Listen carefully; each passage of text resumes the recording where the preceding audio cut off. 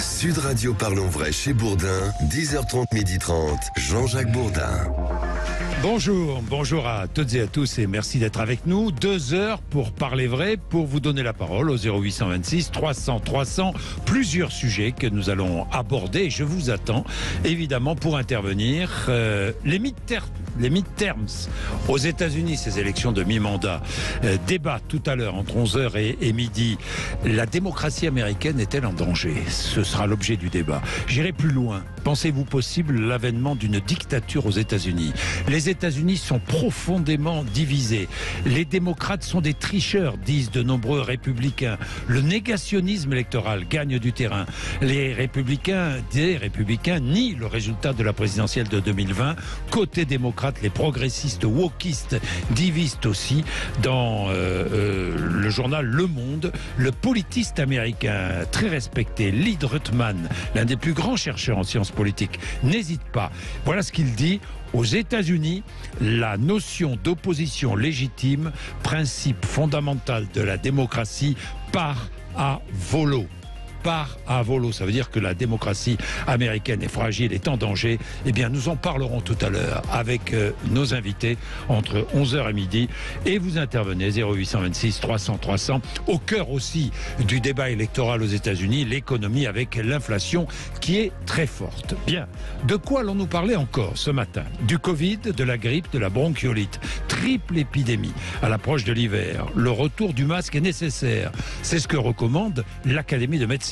Avec nous dans un instant, le professeur Denis Malvy, qui est infectiologue au CHU de Bordeaux et qui est membre du COVARS, le nouveau comité de veille et d'anticipation des risques sanitaires. Le rôle du COVARS, anticiper et prévenir les crises sanitaires et leurs conséquences. Absentéisme au travail. Dans de nombreuses collectivités locales, des agents sont trop souvent absents. À Charleville-Mézières, par exemple, à Charleville-Mézières, les agents municipaux les primes des agents municipaux seront réduites en cas d'absence trop fréquente. Refuser de communiquer le code de déverrouillage de son téléphone ou d'un téléphone portable aux autorités peut être considéré comme un délit. La Cour de cassation estime qu'une personne mise en cause dans une affaire judiciaire pourra être poursuivie. Une personne qui ne donne pas son code pourra être poursuivie si cela est nécessaire aux enquêteurs. 0826 300 300. On en parle aussi ce matin. Et puis entre midi et midi et demi, la colère d'un chef d'entreprise, Eric Haddad, qui est PDG du groupe Connect, spécialisé dans le travail par intérim. Nous, PDG de PME, nous voulons aussi être entendus, dit-il. Nous aussi, nous pouvons nous mettre en grève en arrêtant les paiements. Il sera avec nous tout à l'heure entre midi et midi et demi. Mais je commence avec la recommandation de l'Académie de médecine qui juge nécessaire le retour du masque. Avec nous, le professeur Denis Malvy, qui est infectiologue au CHU de Bordeaux et membre du COVARS. Professeur Malvy, bonjour. Bonjour Monsieur Bourdin. Triple épidémie en ce moment, Covid, grippe, bronchiolite. Est-ce que cette recommandation de l'Académie de médecine vous paraît indispensable? La recommandation, elle est parfaitement licite. Et vous avez bien formulé le terme de recommandation et non pas d'obligation, parce que 2 ans après le début de la crise, nous avons les moyens et la mémoire de nous adapter aux différents outils de nous protéger des maladies respiratoires. Le masque en fait partie. Et pour le recommander, je pense qu'il faut rappeler ce à quoi il sert. C'est peut-être ce qui peut intéresser nos auditeurs, surtout à l'époque où le Covid est toujours présent, avec la 8e vague qui a sans doute atteint son pic, que la grippe apparaît et que la bronchiolite fait des ravages dans les populations pédiatriques et nécessite beaucoup trop d'hospitalisation. Le masque, il y a 2 types de masques. Le masque FFP2, c'est celui qui protège de l'acquisition d'un pathogène infectieux respiratoire. C'est celui que je porte, moi, en tant que médecin, quand je rentre dans une chambre d'un patient qui a par exemple la tuberculose et qui pourrait me contaminer. Le problème, c'est qu'il est difficile à porter en permanence dans des endroits à risque de transmission élevé. Oui. On le croise dans les moyens de transport. Souvent, il est porté par des visages de gens qui sont parmi les plus fragiles de la population vis-à-vis de la grippe, vis-à-vis de la Covid, les immunodéprimés. Cela, il ne faut pas les ostraciser. Et à côté de ça, nous avons le masque chirurgical que nous avons tous porté. Et ça, je pense qu'il faut expliquer à nos citoyens à quoi il sert. Le masque chirurgical, c'est une histoire de binôme. C'est-à-dire qu'il faut qu'on soit au minimum 2, quitte à ce qu'on se démultiplie. Je m'explique. Le masque chirurgical, il protège l'autre du risque que je le contamine de la grippe ou de la Covid si je suis moi-même porteur de ce germe en étant symptomatique ou asymptomatique. Et à côté de cela, il évite une bonne part de mon risque personnel de transmission. Ce qui fait que si je suis dans un endroit de grande promiscuité et que je ne peux pas m'éloigner donc d'une personne potentiellement infectante, eh bien, en portant le masque à 2, il me protège. Je le ou la protège. Et ce qui fait que le fait de porter à 2 un masque, eh bien, ça casse le risque de transmission. C'est ça qu'il faut expliquer. On est obligé d'être à 2. Et le masque, il est le bienvenu là où on ne peut pas se tenir à distance. Bien sûr. Les moyens de transport en sont le meilleur exemple. Voilà, les moyens de transport. Professeur Malvy, parce qu'aujourd'hui, nous sommes confrontés, on pense toujours au Covid, mais attention, grippe et bronchiolite, ce sont des virus également, et qui sont transmissibles de la même manière que la Covid. Emmanuel est au Puy-en-Velay, dans la Haute-Loire. Bonjour Emmanuel. Bonjour. Vous portez le masque, Emmanuel. Oui. Et vous êtes étonné que personne ne le porte. Je suis étonnée que très peu de personnes le portent. Personne, oui, très peu. Très peu, oui, c'est vrai. Ou personne, c'est peut-être le mot exact. Oui. Dans les transports en commun, dans le métro par exemple, moi je prends souvent le métro à Paris, dans le métro, il y a des personnes qui portent le masque, mais elles sont minoritaires. Oui, alors nous on est en Haute-Loire, donc il n'y a pas de métro. Mais hier j'ai été dans un restaurant, je me suis dit bon, tu vas manger un petit truc vite fait parce que j'étais pressée, donc faut pas le citer au KFC. Personne était masqué, aucun masque à l'horizon. Il y avait tout et son contraire, comme la population était plutôt encombrée, même avec des enfants qui vomissaient de j'en sais quoi. Donc je me suis pris juste une petite barquette de légumes et je me suis barrée. Je suis même pas restée. Et je suis partie. Mais j'avais un masque, on m'a regardé comme si j'étais une débile. Oui, partout où je mets le masque, pas que là, hein, dans les grandes surfaces, partout. Même on m'interpelle, c'est là où c'est grave. Moi, personnellement, je m'en fous. Tu es malade, c'est ta maman, c'est ton fils, c'est toi. C'est des questions, comment dirais-je, dérangeantes, si vous voulez. Donc, ça ne m'intéresse pas. On se moque de vous parce que vous portez le masque? Je dirais pas une moquerie, je dirais c'est des questions. Oui. C'est une question qui me dérange parce qu'on me dit c'est ta maman qui a un problème, c'est toi, c'est ton fils, c'est qui a un problème. En fait, c'est une question avec insistance pour savoir pourquoi j'ai le masque. Un peu stigmatisé, quoi. Un peu stigmatisé, Emmanuel.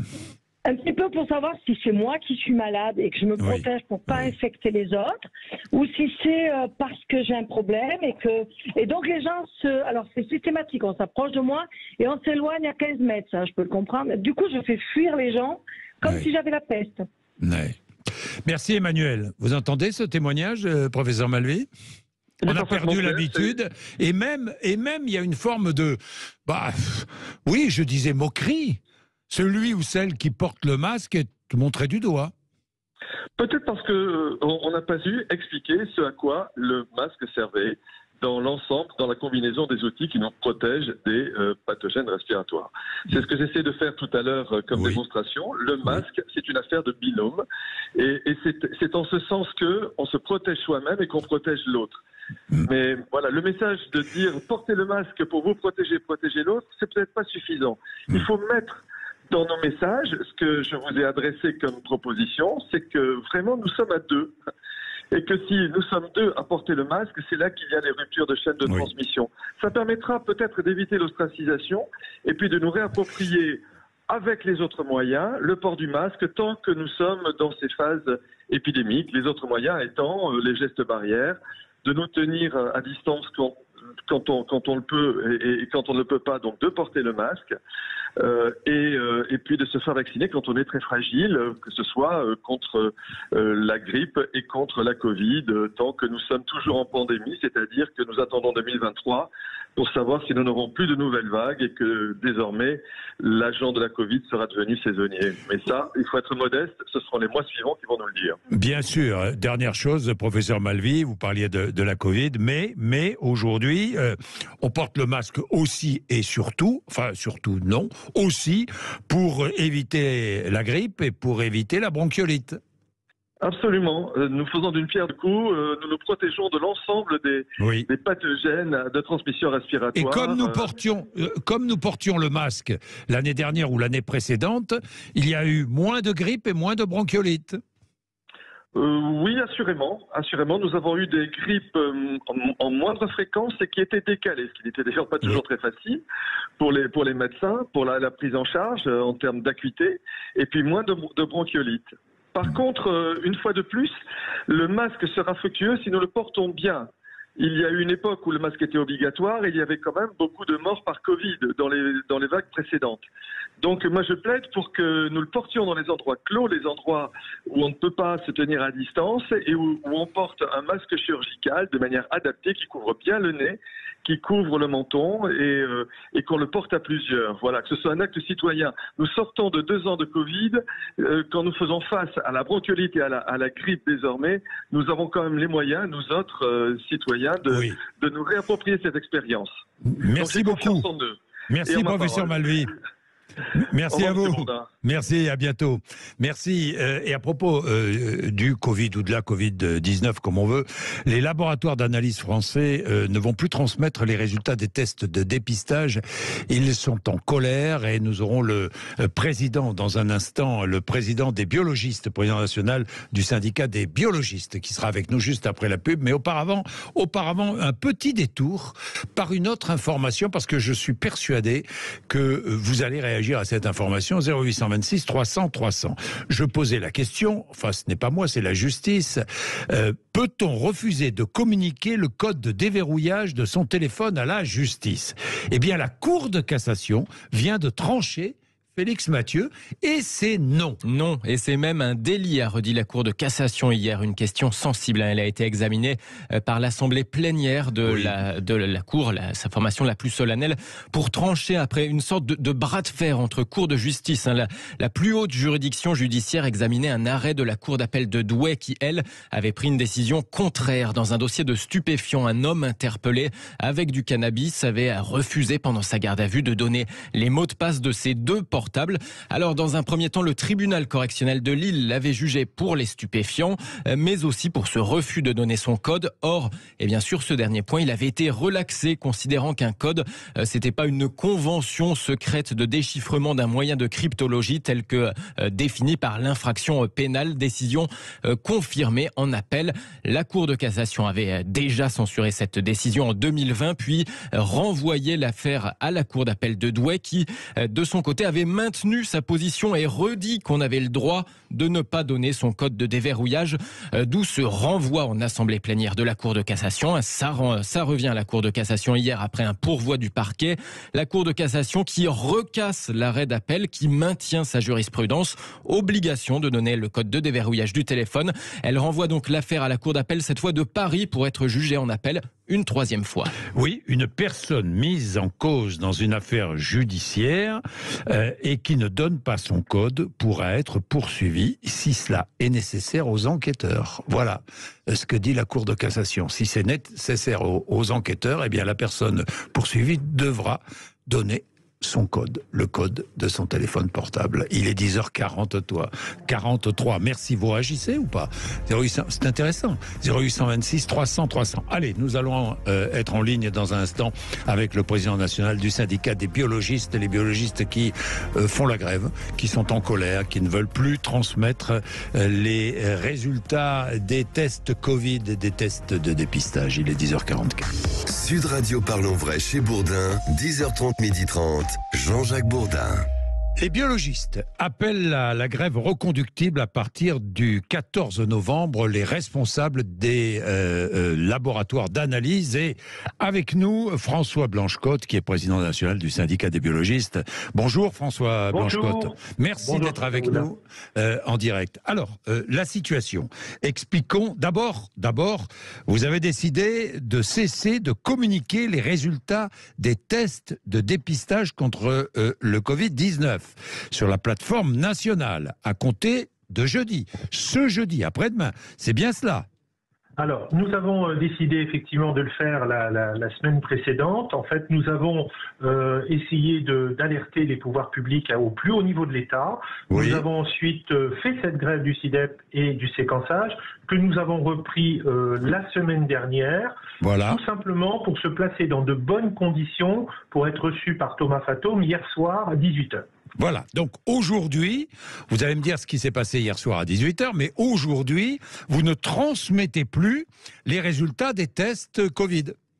Si on a repris justement... Ah, vous avez repris, d'accord. Pour se mettre dans les conditions de négociation optimum, c'est-à-dire nous avions décidé de reprendre, de façon à ce que la réunion hier soir, sur des propositions que nous avions fait le 27 octobre, et de même que l'assurance maladie l'avait fait le 17 octobre, pour avoir une réunion de négociation pour savoir si nous pouvions avoir un accord de la manière dont nous pouvions rendre 250 millions d'euros sur la biologie médicale. Voilà. Qu'a donné cette réunion hier soir? Un échec. Un échec. Au bout de 2 heures, nous nous sommes séparés. Nous sommes effectivement toujours sur la position de redonner ces 250 millions d'euros. Mais la manière et les propositions qui nous ont été faites par la CNAM ne sont pas recevables par les syndicats. Donc on a décidé effectivement de lancer un mouvement de grève à partir de lundi 14, 0 heure. Voilà, à partir de lundi 14, 0 heure. De quoi s'agit-il? Allons au fond du problème. Le gouvernement, le gouvernement vous demande, dans le budget prévisionnel de la sécurité sociale, le budget 2023, le gouvernement vous demande de réaliser 250 millions d'euros d'économies. Comment réaliser 250 millions d'économies? En baissant vos tarifs, si je comprends bien. Absolument, c'est ce qui nous a été proposé, de baisser totalement les tarifs de manière pérenne, définitive, à la fois la manière de la cotation, comment un acte est coté, on le baisse, et ensuite de réduire le tarif de certains examens de biologie. Et donc sur cette manière-là, qui est exclusive, dans lequel on nous donne simplement l'assurance qu'on va prendre un petit peu d'argent sur ce qu'on a fait sur le Covid, eh bien le reste de fonds fait qu'aujourd'hui, on va rendre la plus grande partie de 150 millions d'euros sur notre activité de tous les jours, celle que vous avez quand vous allez voir un médecin qui vous prescrit des examens de biologie. Oui, mais François Blanchecotte, le gouvernement vous dit, vous avez gagné de l'argent lors de la crise du Covid. Les bénéfices des laboratoires ont augmenté de 20% en 2020. Je crois que selon la CNAM, Caisse nationale d'assurance maladie, le chiffre d'affaires de la progression a grimpé de 85% entre 2019 et 2021 et plafonne désormais à près de 9 milliards d'euros. Vrai ou faux?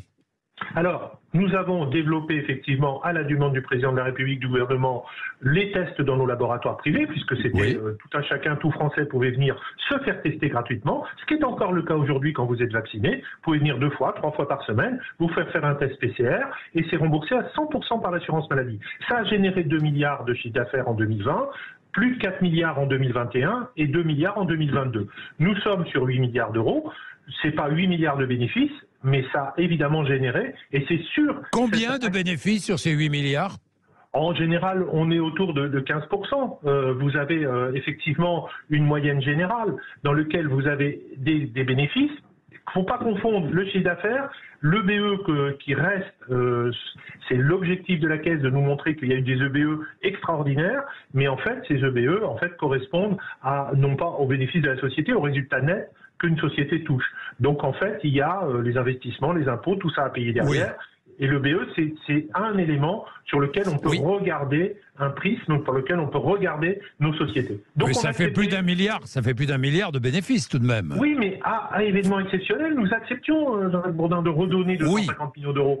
C'est pas sur votre vie de tous les jours ce qui vous permet, quand le Covid va s'arrêter ou diminuer, ce qui va permettre de continuer à faire fonctionner nos laboratoires. Donc il faut bien être conscient que ce qu'on dit, c'est simplement que cette baisse qui nous propose est pendant toutes les années à venir, et donc nous, on ne veut pas que ça soit effectivement sur un événement qui nous fait vivre tout le reste de notre année. Bien, donc, mais que proposez-vous? Alors que proposez-vous? Nous, on a proposé, comme les amendements qu'on a déposés au Sénat, effectivement, de redonner sur l'activité Covid, sur ce qu'on a fait de façon exceptionnelle, et c'est l'amendement d'ailleurs qui a été déposé au Sénat dans ce sens-là. Voilà, vous demandez, vous êtes prêt à verser une partie, une sorte de taxe sur vos bénéfices pendant la crise Covid, quoi. Voilà, tout à fait. Si je comprends bien. Bon, François Blanche-Côte, nous allons voir ce que va décider le gouvernement. Mais bon, vous, les biologistes libéraux, vous appelez à la grève à partir du 14 novembre. Mais est-ce que vous serez suivis par les grands réseaux privés, Biogroup, Cerba, Innovi, Synlab? Absolument, nous sommes unis dans ce qu'on appelle l'Alliance de la biologie médicale, dans lequel l'ensemble des groupes indépendants, petits, gros laboratoires, réseaux, groupes, nous parlons d'une seule voix, et je parle aussi pour l'ensemble de notre profession, et c'est effectivement un mouvement unitaire qui n'est jamais arrivé dans les années précédentes, et qu'aujourd'hui, effectivement, c'est un mouvement collectif qui, de toute façon, touchera tout le monde, qu'on soit petit ou gros. Bien. Conséquence de la grève à partir de lundi prochain? Quelle est la conséquence pour le patient? Au public, nous ne prendrons en charge que les dossiers urgents que nos collègues médecins nous diront, bah voilà, c'est urgent, il faut le prendre, on va faire. Tous les gens qui ont évidemment des opérations programmées, on ne va pas les déprogrammer maintenant, donc s'ils ont un bilan, effectivement, les urgences vitales, les hémodialyses, donc un certain nombre de soins et d'actes qui sont déjà programmés dans les établissements de soins, nous les prendrons effectivement en charge, mais le reste, nous les dériverons vers soit les hôpitaux, soit d'autres établissements, si les gens veulent faire, qui n'ont pas un caractère d'urgence, mais nous serons fermés au public. Terminer l'analyse, je sais pas, pour savoir si on a un peu trop de cholestérol, ou terminer un test Covid. Voilà. Bon, absolument. À partir de lundi. Merci beaucoup François Blanche-Côte. Merci. Merci beaucoup, bonne journée. Merci, bonne journée. Il était bon de savoir la réalité, la situation, 10h55, vous êtes sur Sud Radio. Là encore, vous réagissez, 0826 300 300. Nous allons parler des élections de mi-mandat aux États-Unis. Importante élection de mi-mandat, vous savez qu'elles ne sont jamais favorables au président sortant. Nous saurons la nuit prochaine ce que ça va donner. La démocratie américaine est-elle en danger? Les États-Unis sont profondément divisé entre, d'un côté, les républicains et certains républicains qui accusent les démocrates de tricheurs, qui n'ont toujours pas accepté la défaite de la présidentielle de 2020, et puis certains démocrates qui sont gagnés par un progressisme très wokiste et qui, là aussi, divise la société américaine.